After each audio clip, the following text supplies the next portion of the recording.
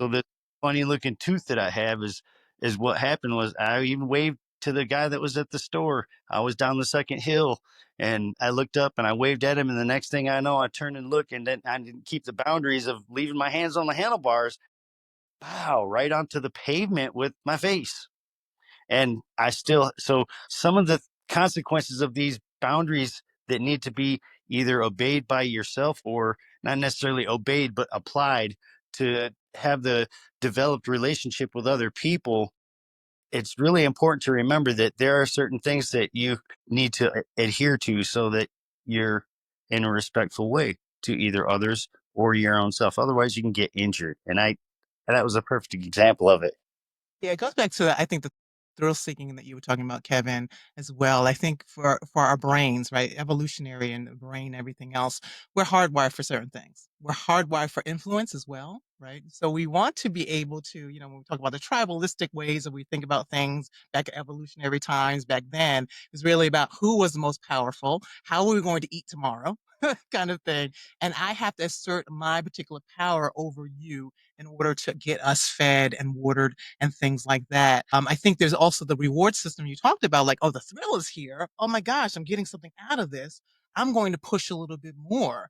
This is great. I mean, we talk about what we do to our bodies sometimes, people who, and that's a different kind of, I think, dopamine and everything else is going through it when you're jumping off of mountains or jumping off of something. It's like, oh my gosh, I'm pushing the boundaries of what human beings are supposed to do. So there's some thrill seeking. There's also some evolutionary things here that work into it as well. No, no, you're and both of you are sharing exactly what research shows as far as whether it be the dopamine system or the neurochemicals that run through our system, and to the physical boundaries and even to the evolutionary pieces of human development, right? And at the same time, I think it's important to also remember that there are more than there are more than just one or two boundaries, right? And we have emotional boundaries, we have boundaries with time, we have mental and intellectual boundaries, we have material boundaries, we have sexual boundaries also, and there's so many more types of boundaries, and this is just a little short list, right?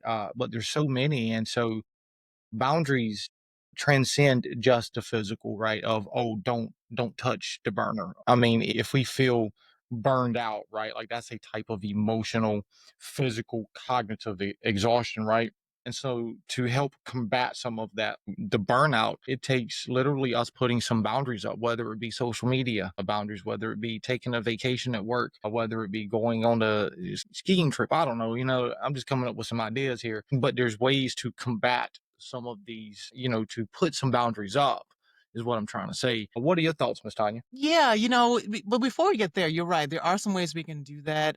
I think too that when we talk about our own emotional boundaries and saying no and things like that for ourselves, you have to remember that it's just important that you give yourself some grace. Right? You're human. And we're all going to go through this. It's nothing, you're not doing anything wrong, right? If somebody continues to assert their boundaries over you, and that's the thing, right? There's two things about that. One, the person it could be inadvertent. It really can. It'd be like, oh my gosh, there's some neurospicy, as I call them, as some people call them, neurospicy people out there who just don't understand social cues and they don't know they're pushing them. And then there's the other people a little bit more toxic that might be pushing them because they're gaslighting and they're toxic people. And there's the other people who are just accustomed to you saying yes or accustomed to you not kind of pushing back on those things. So there are a lot of ways you can kind of go about this, and you have to give yourself the grace because it's not always gonna be easy. It really isn't going to be easy. Those people that push a lot are going to fight back or push back because 'cause they're breaking the status quo, and for always remember that. So, I really want people to kinda give themselves, again, some grace in this, and they're not bad people if they're not able to kind of push back on this, or and I even, for example, let me give you an example really quickly in terms of myself, right? And I talk about myself all the time in terms of I'm not perfect in this. So there might be times, for example, I'm on vacation. Yesterday and today I was on vacation, working from home, not even working from home, working today with you guys, but just chilling. I have checked my email a few times. It is like Tanya, you're on vacation. Why are you checking your emails? Why are you doing that to yourself? Right. And so that's a boundary I have to put into place. And I do that even at 7 o'clock at night, 11 o'clock in the evening, early in the morning. And I have to have that boundary. I will only check at a certain time. But I have to give myself grace too, because my curiosity just gets the best of me. No, Trev, go ahead, because I definitely want to hear what you got to say on that too. Because that, I mean, that right there, she just blew this thing out the water on that one. I love what you was just sharing. Yeah. Personal boundaries are a really important thing because unless unless you develop some of them in a good aspect or develop them in a bad aspect, it can have a major impact on your life and how you perceive what progress you're going to make, positive way or a negative way. So it's really important to the ideation of self boundaries that are set so that you can progress forward in a good way.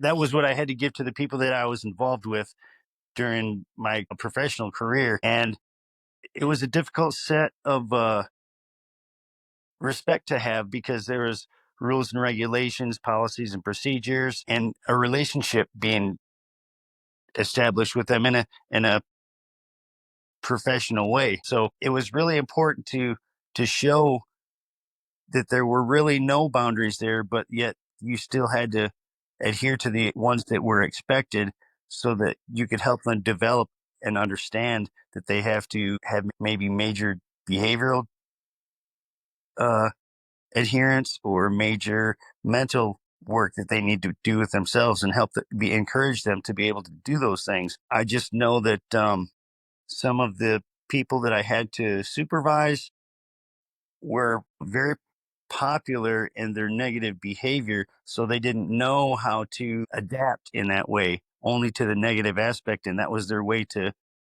break the barriers of a social interaction with people, and that because they were conditioned to believe that in their own selves, that it was a difficult task to help them break out of those set of circumstances, especially in a confined area. So it's a lot of work, especially when dealing with those types of situations in places.